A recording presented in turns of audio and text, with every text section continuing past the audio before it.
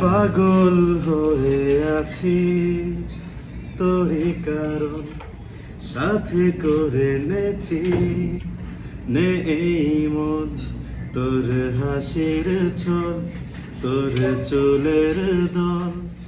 আমাকে কেড়ে নেয় তোর চোখের ঝিল জানি পেরোনো মুশকিল মানি তাও পারি না যে এগিয়ে গিয়েছে আমার দুটো পা তোকে একারে দেখালো কি কি মজা